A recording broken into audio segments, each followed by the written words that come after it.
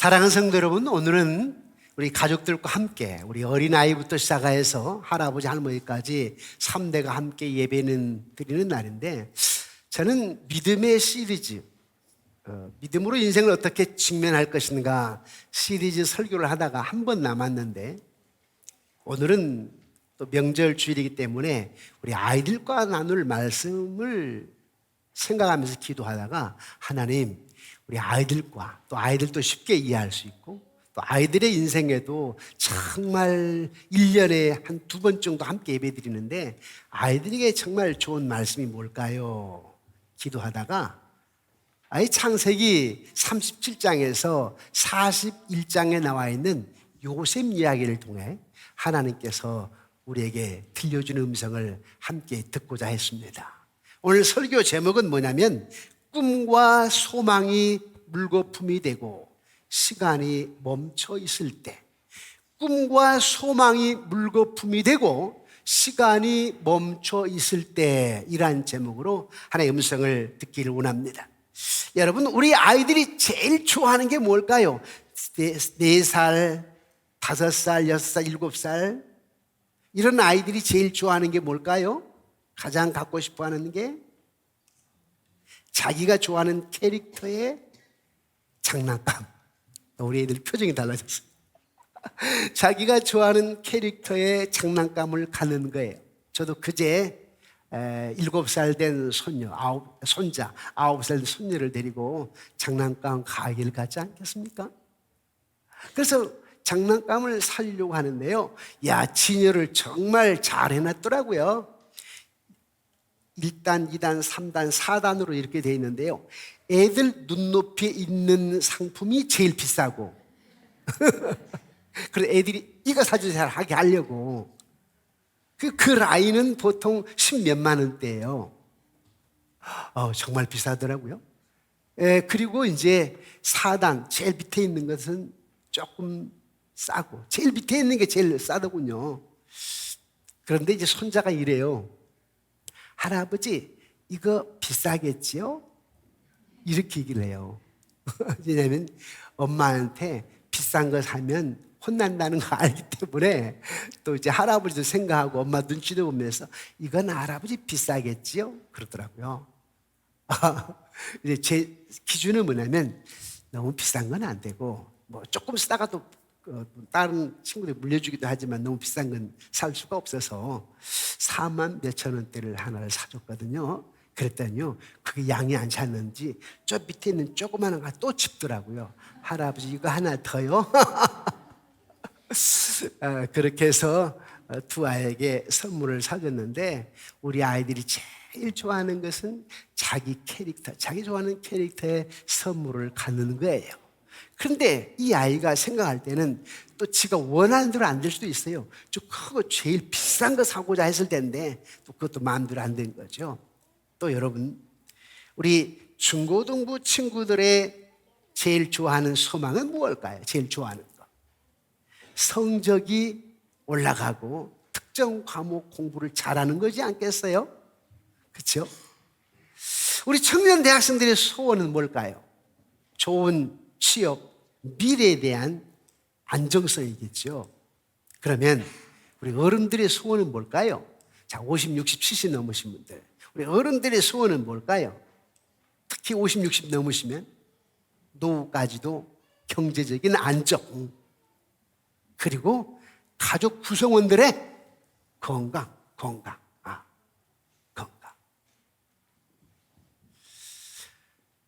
그런데 어떻습니까? 마음대로 됩니까?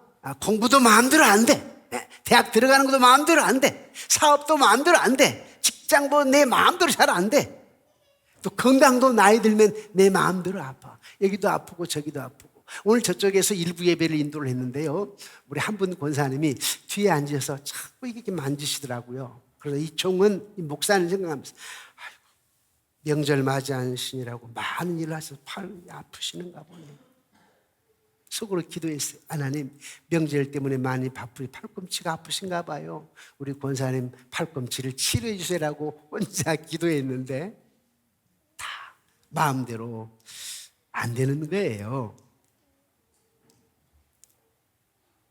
좋은 계획들과 좋은 방향으로 움직여가고 있다가도 갑자기 폭풍을 만나게 돼요. 풍랑을 만나게 됩니다. 그러면서 성난 파도가 일어나고 갑자기 폭풍을 만나 배가 전복되듯이 꿈과 소망이 물거품처럼 사라질 때가 있답니다. 그리고 내가 원하는 시간대에 뭔가 이루어지기를 원하는데 이루어지지가 않아요. 그래서 시간이 꽉 멈춰 서 있는 것 같아요. 답답하죠? 때로는 원망스럽고 불평스럽고 의기소침해할 때가 있죠. 그럴 때 우리는 어떻게 해야 될까? 오늘 요셉 이야기를 통해서 한번 하나님께서 뭐라고 말씀하시는지 들어보기를 원합니다. 요셉의 삶의 배경은 이렇습니다.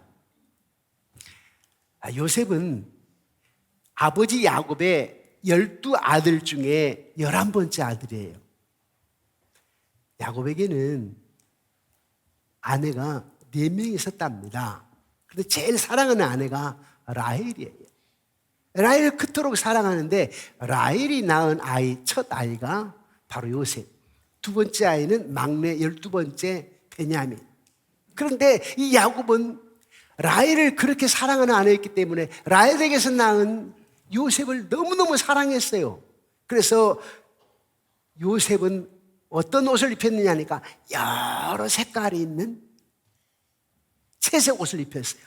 목사님이 오늘 아침에 넥타이를 뭘로 할까 하다가 설날을 맞이했으니까 좀 색깔 있는 걸로 비단처럼 이런 넥타이 일부러 찾거든요.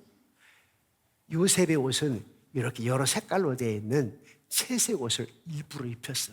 사랑한다는 표시로. 근데 그건 아빠의 편애죠. 편애. 똑같이 사랑해야 되는데 근데 요셉만을 특별히 사랑해서 그 옷을 입혔다고 그랬더니 형들이 미워했어요. 여러분 자녀가 많은데 물론 많지도 않죠. 지금은 한두 명이지만 자녀가 둘이라고 해도 어떤 한 아이에게 편애하면 안 됩니다. 편애는 아이에게 다른 아이에게 마음에 상처를 줄 수가 있어요. 그래서 다른 11 형제들이 베냐민을 빼놓고 10명이 사실은 요셉을 미워했어요. 그래서 아버지의 편애 때문에 요셉이 형들의 미움을 받았을 뿐만 아니라 또 요셉은 꿈쟁이였는데 꿈을 잘 꿔요. 그런데 한 번은 꿈을 꿨는데 형들이 자기에게 절하는 꿈, 볕단이 있는데 그 11 볕단이 자기에게 이렇게 인사하는 꿈을 꾸었어요. 그래서 요셉은 꿈을 어떻게 해석했느냐 하면 자기가 나중에 훌륭한 사람이 될 것이고 그리고 형들이 자기에게 인사할 정도로 지위를 얻게 될 거라는 생각을 하게 되는 거예요. 그렇게 꿈을 해석했더니 형들이 시기 질투가 날 거 아니에요? 그래서 동생 요셉을 미워하게 됐습니다. 그래서 한날은 요셉이 형들이 있는 들판으로 가게 되는데 형들이 멀리서 요셉이 오는 걸 보면서 서로 이야기를 하는 거예요. 저기 요셉이 오는데 말이야. 요셉을 죽여버리자. 요셉을 죽여버리자. 그런데 큰 형이 이렇게 얘기를 하는 거예요. 안 돼. 죽이면 안 되고 우리 손으로 피를 묻히면 안 돼. 그래서 방법이 우물에다가 빠치자. 우물에다가 그냥 던져서 빠쳐버리자. 그 속에서 굶어 죽게 하자. 그렇게 해서 우물에다가 빠뜨렸어요. 그런데 보니까 향신료를 파는 아라비아, 이집트의 상인들이 이렇게 멀리서 많은 사람들이 지나가는 거예요. 잘 됐네. 우리 저 사람들에게 팔자. 요셉을 팔아. 형, 요셉 팔자고. 그래? 요셉 팔까? 요셉을 우물에서 꺼내가지고 요셉을 팔아버렸어. 요셉은 그래서 이집트로 노예로 팔려가게 됐어요. 노예상들에 의해서 팔려가게 됐어. 그런데 거기 팔려가가지고 보디발의 집에 노예로 팔려가게 되는 거예요. 그런데 보디발의 집에 보디발은 어떤 사람이면 꽤나 좀 높은 신분이 높은 사람이에요. 팔려갔는데 가만히 보디발이 보니까 요셉이 굉장히 총명해 지혜스러워. 얘는 일반 노예로 쓰는 게 아니라 가정 총무로 쓰자. 가정 총무. 가정 일을 도맡아서 일할 수 있는 사람으로 쓰자 해가지고 가정 총무를 맡겼는데 보디발의 아내가 17살 먹은 요셉을 보니까, 청년을 보니까 굉장히 매력적이었어. 그래서 유혹을 했어. 요셉을 유혹을 했어. 하지만 성경에 보니까 요셉은 어떤 사람이냐면 하나님이 함께하는 사람. 창세기 39장에 보면 요셉은 하나님이 함께 하심으로 형통케 되었더라. 형통케 되었더라. 요셉은 형통케 되었더라. 형통케 되었다란 말은 우리 친구들 무슨 말이냐면 하나님이 함께 하셔서 뭐든지 잘 이루어졌다. 끝내 성공했다. 이런 뜻이거든요. 그런데 하나님 요셉에게 함께 하시니까 요셉이 형통케 되었는데, 요셉은 또 어떤 친구였느냐면 하나님 나와 함께 하셔. 하나님 나와 함께 하셔. 그래서 하나님 앞에 신실했어. 우리 친구들이 기도하지요. 예배드리지요. 우리 청년들이 신실하신 나의 주 이 찬양하잖아요. 신실하신 하나님. 요셉은 항상 신실하신 하나님을 바라보았어요. 그렇기 때문에 자기 집 주인의 아내 또 주인 여자분이 유혹을 해도 넘어가지 않았어. 그래서 몇 번을 넘겼는데 한 번은 보디발의 아내가 막 붙잡았어. 옷을 막 벗기려고 그래. 그러자 요셉이 옷을 벗어도 던지고 도망쳐 나왔어. 유혹을 이기고 도망쳐 나왔어. 그랬더니 보디발의 아내가 옷을 딱 잡고서 봐! 요셉이 나를 강간하려고 그랬어! 하면서 거짓말을 하는 거예요. 그러자 보디발은 내 아내를 네가 강간하려고 했어? 하고는 요셉을 감옥에 가둬버렸어요. 억울하지요? 억울한 누명을 쓰고 감옥에 갇히게 되었어요. 그런데 하나님은 언제나 요셉과 함께 하셨거든. 그래서 요셉을 형통케 하려고 하나님이 섭리해 가시는데, 그 요셉이 갇혀있는 감옥에 그 왕의 신하 중에 술 맡은 관원장이 있고 떡 굽는 관원장이 있는데, 그 왕의 음식을, 왕들은 항상 술을 많이 마시거든요. 그래서 왕이 가장 신뢰하는 사람을 술 맡은 관원장으로 맡기는 거예요. 누가 독을 넣을 수도 있잖아요. 독을 죽게 하는. 그렇기 때문에 가장 신뢰할 수 있는 사람을, 떡 굽는 사람 관원장, 술 맡은 관원장을 세우는 거예요. 그런데 무슨 일인지 모르지만 이 두 사람이, 요셉이 갇혀있는 감옥에 들어왔네요. 그것도 하나님의 섭리인데 이 두 명이 꿈을 꿨어요. 근데 누가 꿈쟁이지요? 요셉. 그 요셉이 꿈을 꾸면 요셉은 꿈도 잘 해석해. 그 해석도 하나님 능력을 주시거든. 그런데 이 술 맡은 관원장과 떡 굽는 관원장이 꿈을 꾸었어. 근데 이게 무슨 꿈이지? 이게 무슨 꿈이지? 궁금했어요. 그때에 하나님께서 요셉에게 꿈을 해석할 수 있는 능력을 주었기 때문에 요셉이 꿈을 해석해 주었어. 술 맡은 관원장, 당신은 다시 회복될 거야. 다시 복직할 거야. 다시 왕의 신뢰를 받으면서 술 맡은 관원장이 될 거야. 그런데 미안해, 떡 굽는 당신은 목매달아 죽임을 당하게 돼. 미안해 하면서 해석해 주었어요. 그런데 그 해석대로 나중에 두 사람이 감옥에서 나가게 됐는데, 요셉의 해석처럼 술 맡은 관원장은 복직이 됐답니다. 그런데 복직되기 전에 술 맡은 관원장이 나갈 때 요셉이 부탁을 했어. 술 맡은 관원장 꼭 기억해. 내가 너의 꿈을 해석해 주었잖아. 복직한다고. 복직되면 말이야, 왕에게 내가 억울한 누명을 쓰고 감옥에 갇히고 있다고 왕에게 좀 얘기를 해줘. 그러면 왕이 나를 감옥에서 끌어낼 거 아니야. 꼭 부탁해. 그랬는데 술 맡은 관이는 다 잊어버렸어요. 다 잊어버렸어. 그런데 하나님은 어떤 분이라고 그랬죠? 요셉과 함께하는 분이라고 그랬죠. 요셉과 함께해서 요셉을 형통케 하신 분이라고 그랬죠. 요셉을 위해서 왕이 꿈을 꾸게 만들었어요. 왕이 꿈을 꿨는데 이 꿈의 의미를 모르겠어. 그래서 꿈을 해석할 수 있는 많은 사람들, 뭐 점쟁이, 술사들 다 불러다가 내 꿈을 한번 해석해봐라. 그런데 다 해석을 못해. 그제서야 술 맡은 관이 맞다. 내가 감옥에 있을 때 내 꿈을 해석해준 요셉 있잖아. 그래서 왕에게 얘기를 합니다. 왕이시여, 내가 감옥에 갇혀 있을 때 요셉이라고 하는 청년이 있었죠. 이 청년이 내 꿈을 해석해가지고 나는 복직하게 되고 저 떡 굽는 관원장은 죽임당하게 됐다고 했는데 떡 굽는 관원장은 죽임당했잖아요. 난 이렇게 복직이 됐는데요. 그 요셉은 정말 꿈을 잘 해석할 수 있는 능력이 있어요. 그래? 그러면 요셉을 데려오도록 해라. 그래서 요셉을 감옥에서 데려가는데 요셉이 딱 면도도 하고 또 깨끗한 옷도 딱 입고 왕 앞에 갔습니다. 그리고 왕이 꿈에 대해서 얘기를 하다 보니까 그 꿈을 다 해석해 주었어요.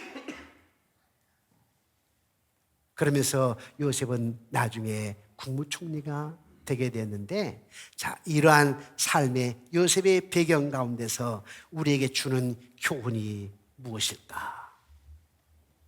저와 여러분들도 꿈과 계획이 물거품처럼 되어버릴 때가 있는데, 사실 요셉에게 꿈이 있었을 거 아니에요? 젊은 청년에게, 17살 청년 요셉에게 꿈이 있었다고, 자기의 목표가 있었어요. 그런데 그 꿈과 소망이 물거품처럼 사라져버렸어요. 시간은 마치 멈춰 있는 것 같아. 아니, 17살 때에 팔려가게 되는데 지난 12년, 13년 동안 시간이 멈춰 서 있는 것 같아. 계속해서 고통의 연장이야. 고난의 연장이에요. 꿈과 소망이 물거품처럼 되어버렸어요. 이럴 때 우리는 어떻게 해야 될까? 이럴 때 요셉은 어떻게 했을까? 첫째는 미래를 하나님께 쫙 맡겨야 되는 거예요.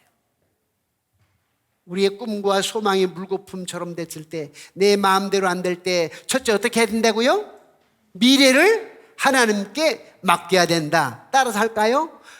꿈과 소망이 물거품처럼 될 때 나는 오직 나의 미래를 하나님께 맡기겠습니다. 우리 친구들 잘 알겠어요? 미래를 하나님께 맡겨야 돼요. 나 중학생이 되고 고등학생이 되고 청년이 되고 어른이 되어도 하나님 나와 함께 하십니다. 그분은 전능하신 분이십니다. 그분은 창조자이십니다. 요셉에게 함께 하셨고 요셉을 형통케 해서 애굽의 국무총리가 되게 할 정도로 하나님 역사하셨던 것처럼 그분은 나의 하나님이십니다. 나의 미래를 하나님께 맡깁니다. 우리 아빠 엄마들도, 할머니 할아버지들도, 우리 아들 딸들을, 우리 손자 손녀들의 미래를 하나님께 촥 맡기는 거예요. 아멘이십니까?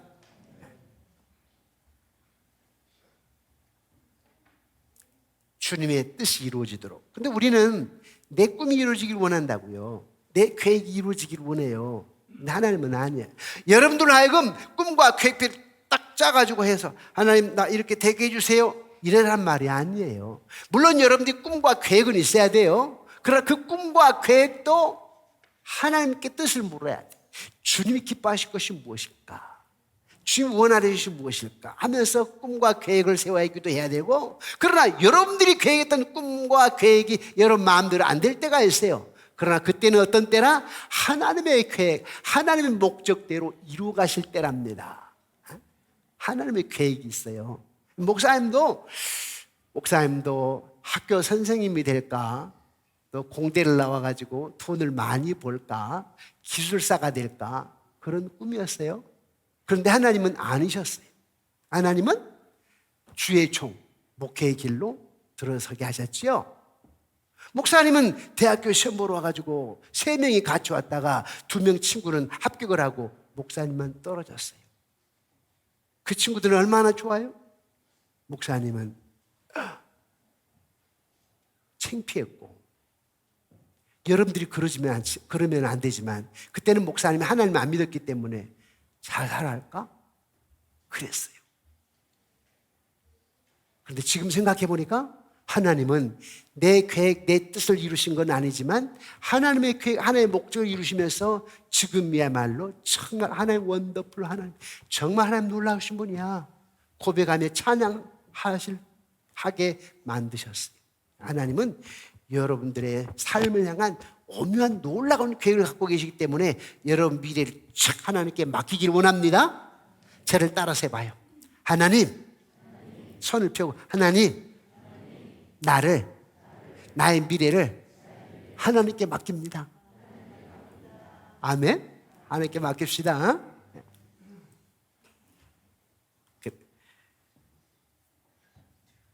여러분, 그러기가 쉽지가 않은데요, 기다림이 필요해요.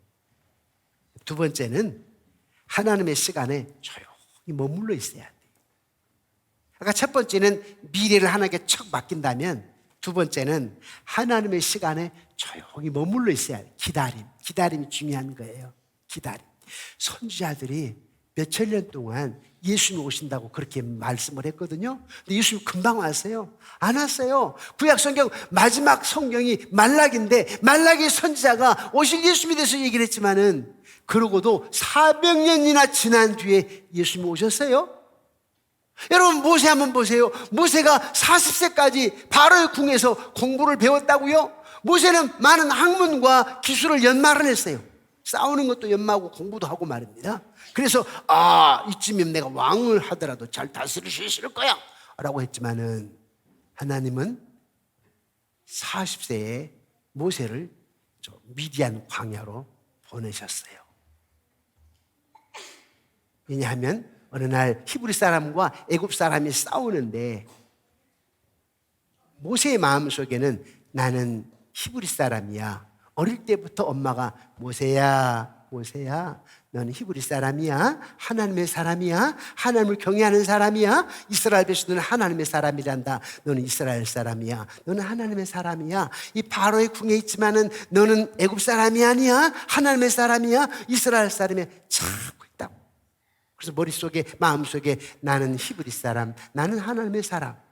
그런데 오늘 나가서 나이 마흔이 되어서 밖에 나가서 보니까 애굽 사람하고 히브리 사람하고 싸워서 그만 애굽 사람을 죽여서 모래에다 묻어버렸어.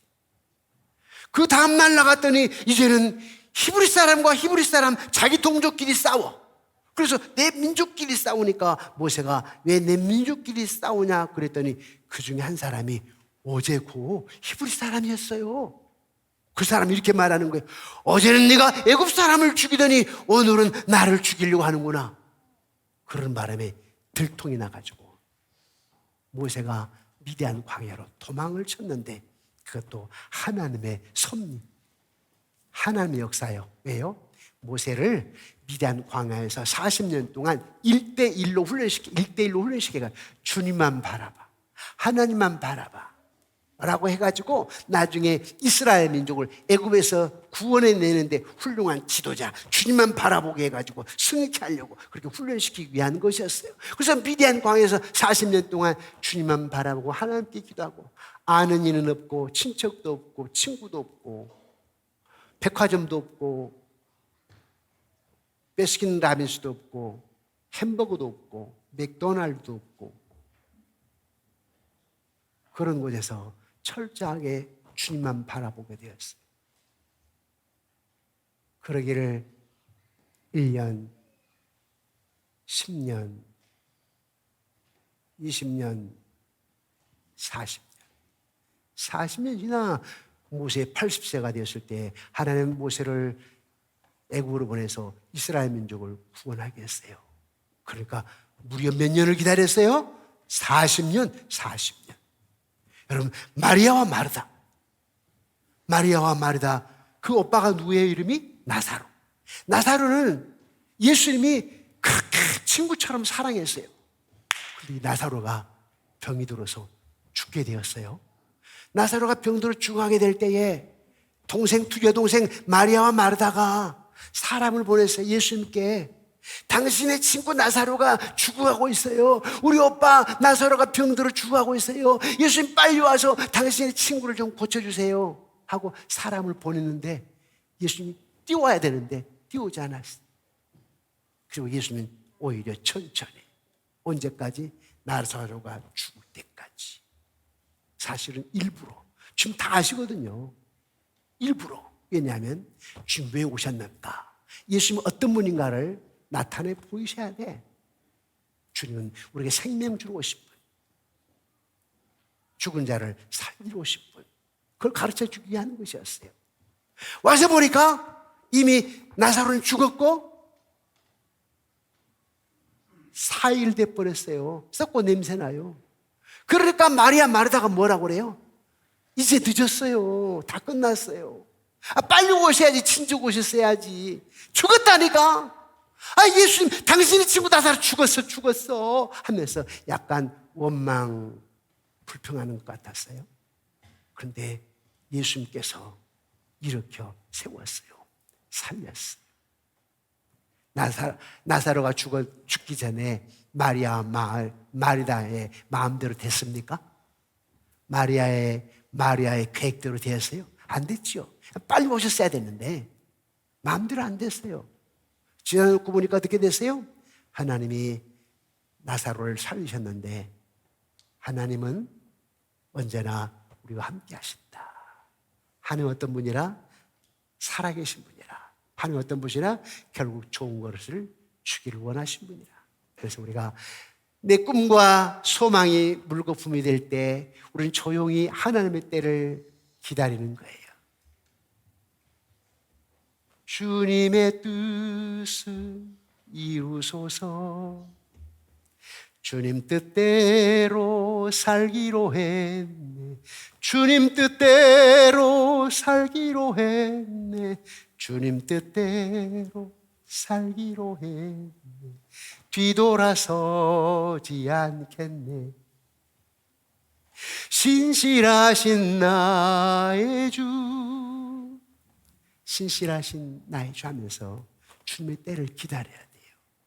우리 중학생, 고등학생, 대학생, 내 인생이 내 마음대로 안 될 때, 대학의 시험에 떨어졌을 때, 그때도 나는 신실하신 하나님을 바라봐야 됩니다. 그런데 하나님께서 승리의 길로 인도하시기 때문에. 그런데 세상을 보면, 믿는 사람들을 보면 그걸 못 참아요. 그래서 의기소침하고, 저 권사님의 아들은 하나님이 축복하시는데 우리 집안은 왜 하나님께서 내 기도를 응답해 주시지 않습니까? 우리 아빠의 사업장은 왜 이렇게 지금 10년이 지나도 어렵습니까? 우리 친구 아빠의 사업장을 보니까 사업장이 날로 번창하던데 왜 우리 아빠의 사업장은 안 될까? 그러면서 의기소침하고 원망하며 불평하다가 그냥 신앙을 쳐버리는, 하나님 몰리하는 사람들도 있어요. 내가 우리 교회를 향한 어떤 계획과 뜻이 있고 내 사업장에 한 나의 어떤 계획과 뜻이 있는데 내 마음대로 안 될 것 같아. 자기 생각인데 자기 생각대로 안 되는 것 같아. 그래가 교회를 믿음 생활을 그만둘 때도 있어요. 그러나 하나님은 그런 분이 아니에요. 여러분 계획대로 여러분 생각대로가 아니라 하나님의 계획이 있다니까요. 여러분 개인을 향한 하나님의 계획이 있어요. 삼본 양문교회를 향한 하나님의 계획과 뜻이 있어요. 이 나라를 향한 하나님의 계획과 뜻이 있답니다. 이 나라. 여러분, 이 나라가 굉장히 지금 어렵잖아요. 그렇죠? 우리나라는 지리학적으로, 지형적으로 지금 미국, 러시아, 중국, 일본 사이에 낀 나라야. 사이에 끼어 있어. 그래서 여러분 50년 전만 해도 얼마나 어려웠는지.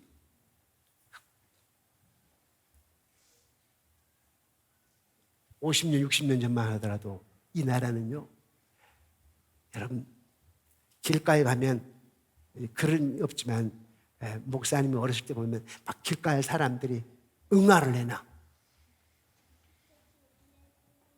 지금은 그 애견 강아지를 데리고 나가도 휴지에 싸가지고 봉에 딱 담아서 가지고 오잖아요. 길거리에 안 두잖아요. 그런데 목사님이 어렸을 때 얼마나 천지가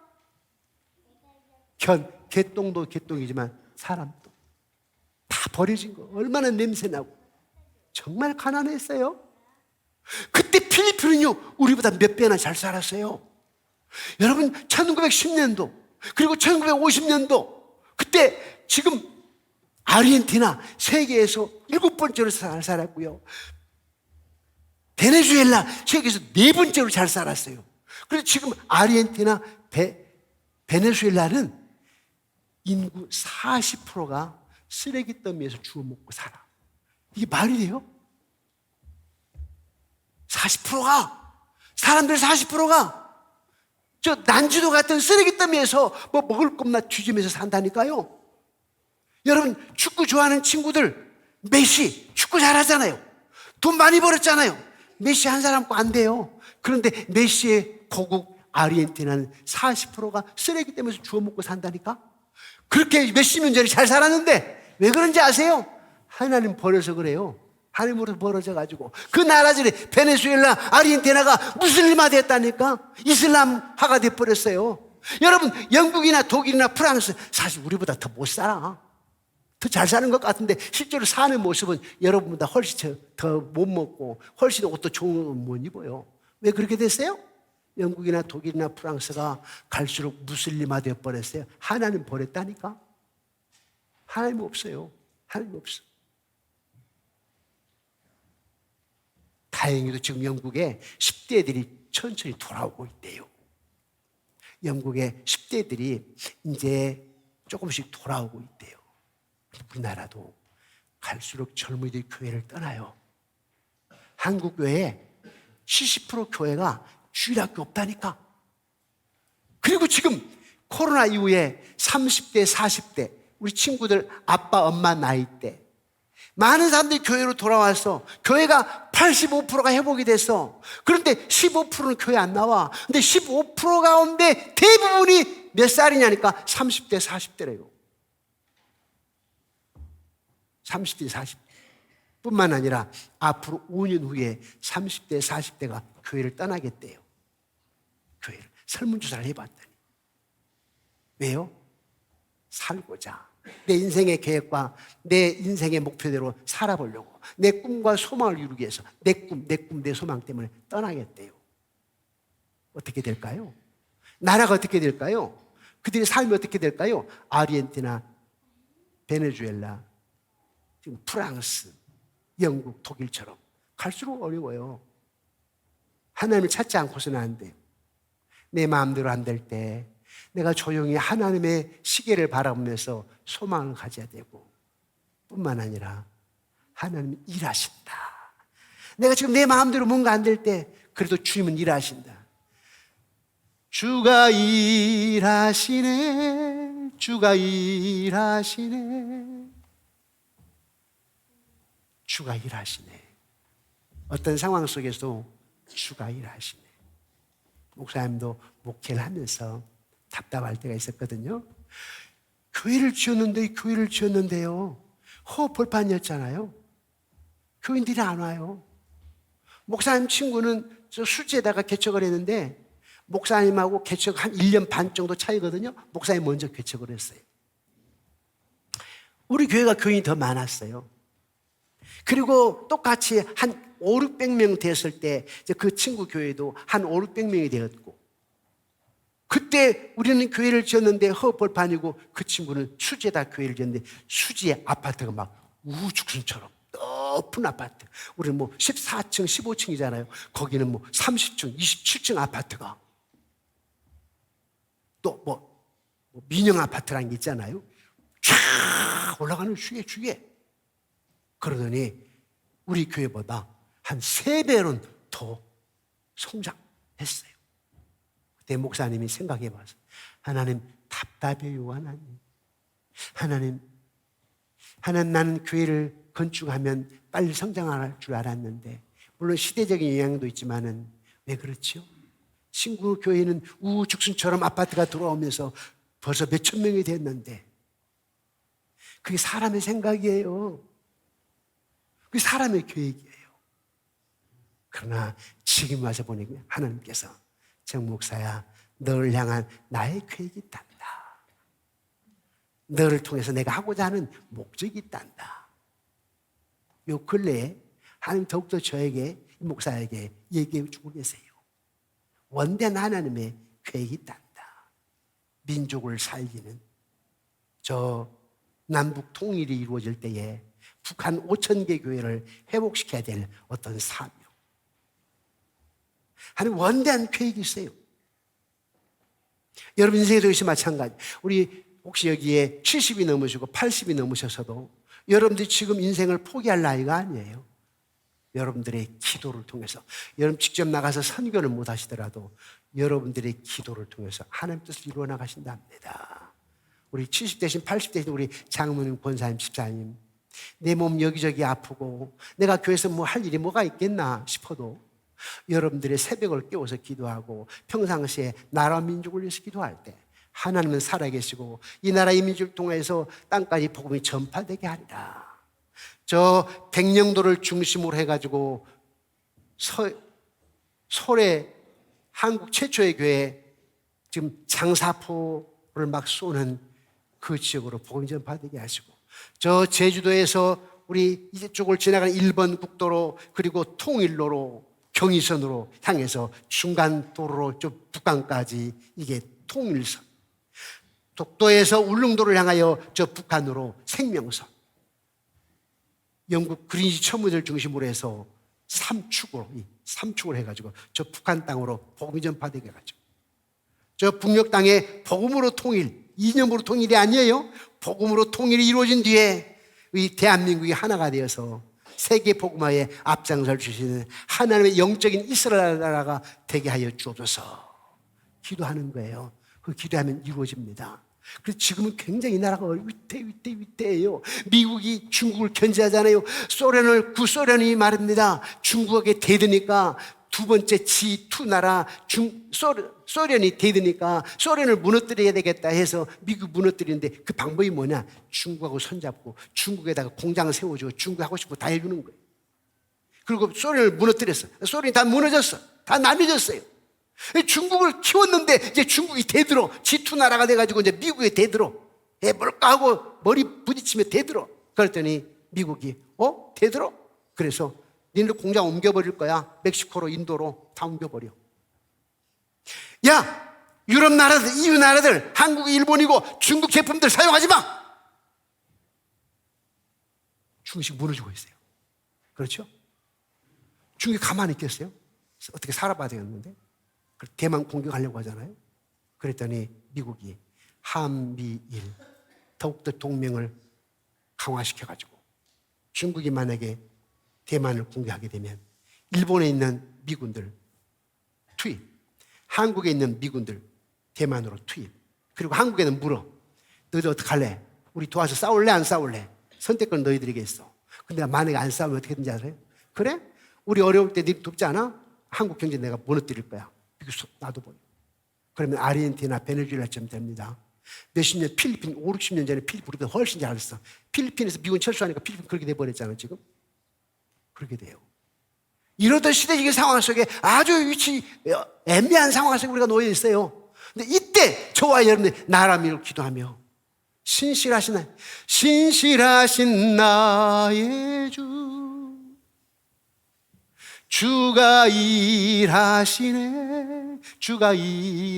이 민족을 위하여 주님이 일하시네. 우리를 위하여 주님이 일하시네. 우리 어른들이 기도할 때 우리 다음 세대 여러분들을 행복하게 풍요롭게 하기 위해서 주가 일하시네.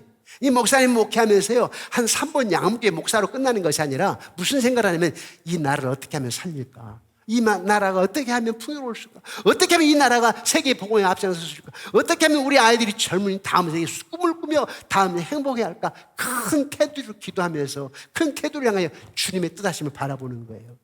그때 일하신답니다.